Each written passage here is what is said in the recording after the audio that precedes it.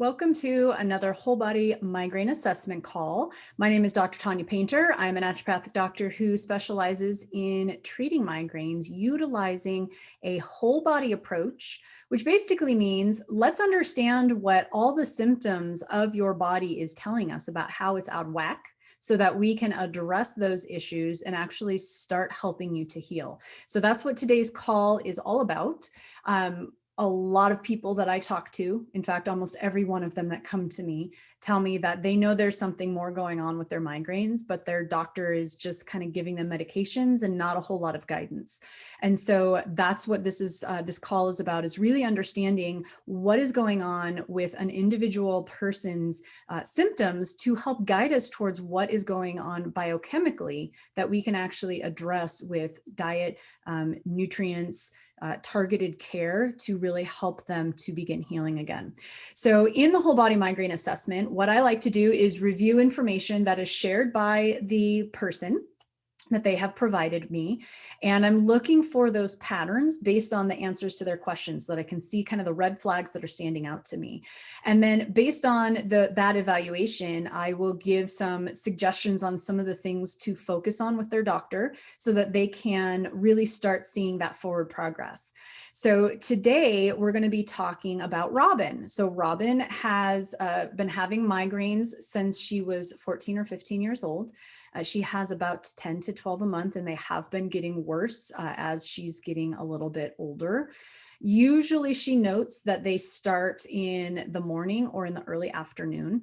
She has not noticed that there's a hormone cycle to her migraines. However, I'm going to share a little secret here. If you're a woman and you got migraines, you probably got some hormone issues going on. So you might not notice a pattern happening, but what ends up happening as we're getting out of balance is our hormones are no longer balancing as well. And so there's likely going to be some issues. My suspicion from what I think is going on here is probably going to be low progesterone. So you might notice maybe some PMS-y kind of symptoms happening.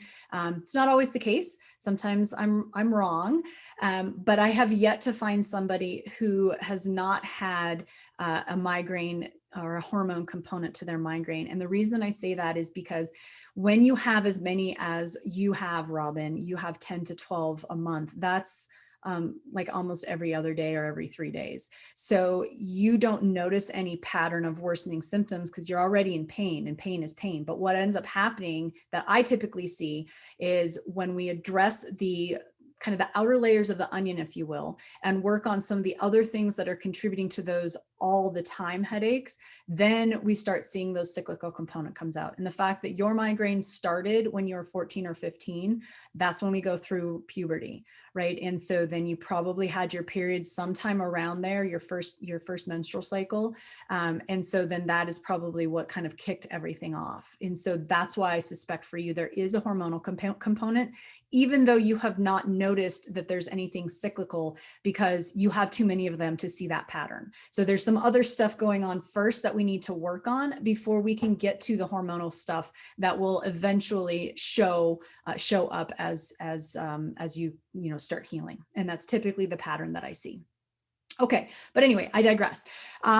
She says that heat to her neck heat to her neck helps, and ice to her forehead helps. Caffeine makes her migraines better, and heat makes her migraines worse. She does also have some GI issues that she shared as well. And again, I don't go into details with what that means.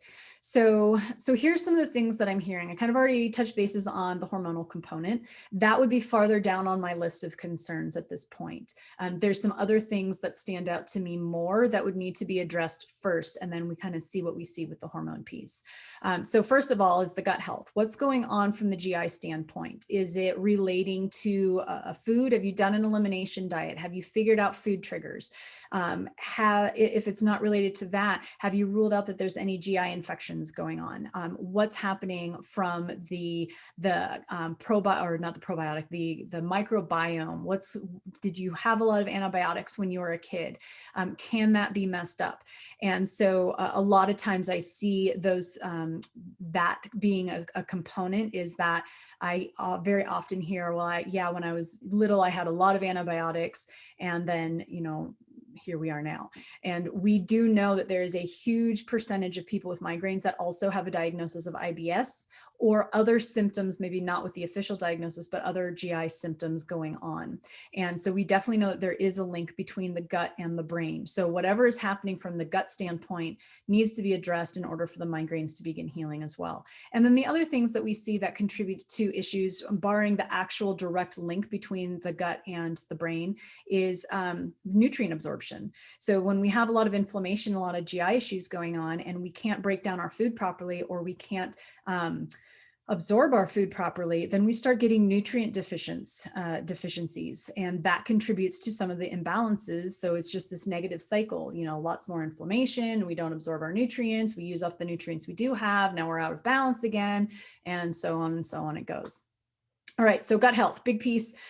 Part of what could be contributing to that inflammation is histamine. So with the seasonal allergy and things that you've got going on there. And actually, let me just pull that up. I thought that I remembered you saying that you had seasonal allergy issues. And all right, let me pause my video here and find that. All right, I did find it. I failed to put it in my notes, but you did say that you have seasonal allergies, itchy, watery eyes. So, so there's an issue with how your body is processing histamine. So again, histamine can be very pro-inflammatory, or is very pro-inflammatory. And if we are having issues processing it, histamine even in our foods, if we're taking the wrong kind of probiotics that are pro-histamine producing and our body is having an issue with that, that can cause a lot of GI issues. So I take a look at that histamine piece as well. Maybe Google, if you're on any probiotics, Google high histamine probiotics, see if any of those strains are any of the probiotics you might be taking. If so, you need to get rid of those guys, switch over to something that's antihistamine in the gut. And that can be a big piece of what's going on from the GI standpoint as well. And then there's also, you know, high histamine foods. And then of course there's the seasonal allergies and the air quality and things like that. So, so eliminating histamine as much as possible is important, but and I can't stress this enough, we don't want to just eliminate histamine. We don't want to just take antihistamines. There's a problem with how your body is processing histamines, and that is what needs to be addressed. And there are actually things that we can do. There are protocols. There are ways that you can work on helping to support that process in your body so that histamine is no longer a big issue for you. So that would be something to talk to your doctor about, working on that. And if you don't have a functional medicine doctor or an MD who's like, I don't know what you're talking about, then you might see if you have a naturopathic or functional medicine doctor in your area that can help you kind of navigate some of these things. The other thing that I'm hearing, because of the heat and the ice and the caffeine and how all of those are affecting the migraines, vasodilation appears to be an issue for you as well. One of the things to pay attention with vasodilation issues is how much arginine containing food you're eating through the day. So a lot of times, you know, nuts, basically any meat, things with protein in general are going to stimulate or are going to have arginine, which will stimulate a vasodilation reaction to a lot of people. So that's something to keep in mind. I'm not saying eliminate arginine from your diet. You can't unless you go protein free, in which case then we got a lot of other malnutrition going on, issues going on there. So, but, you know, paying attention to how much arginine you take in through the day could be a contributing factor. So something to consider. And then if there's any family history of blood pressure issues or heart issues, you might take a look at, genetically speaking, the NOS3 gene, NOS3. So that can play a big role in vasodilation, vasoconstriction, and if there's a family history of heart issues, that can be a big issue at play as well. There's a wonderful resource called Dirty Genes by Dr. Ben Lynch. It's a book, you can get it on Amazon. I think it's like 24 or 25 bucks. And he goes into a lot of kind of the biggest genetic factors that contribute to poor health. That can be a really great place to start as you're kind of starting to explore some of these other issues that maybe you haven't looked into yet. So, so that is it for Robyn. So again, when we take a look at this kind of whole symptom picture, we want to make sure, yes, we're evaluating and understanding kind of what these symptoms mean. We're eliminating any potential triggers in the short term, but that is not a long-term solution. The part that is always missing for migraine care is the healing that needs to come after the elimination has happened. So you really need to to make sure that when you're being treated for migraines, that you're actually working on healing up the body. Because as you probably are aware, once you avoid one particular trigger that you figured out, there's a surefire, there's another one coming up in the future, because as your body is out of balance, it will remain out of balance until that healing is started. And so it'll just keep reacting to more and more things. And eventually I end up seeing people eating like chicken and rice, and that's it. And then they become malnourished, and then there's a whole host of other issues going on. So again, please make sure that you don't just eliminate everything. You actually work on healing up the problems, supporting the biochemistry that is out of balance for you. And you can do that either with my help, with the help of a naturopathic doctor, with the help of a functional medicine doctor, are going to be your best resources.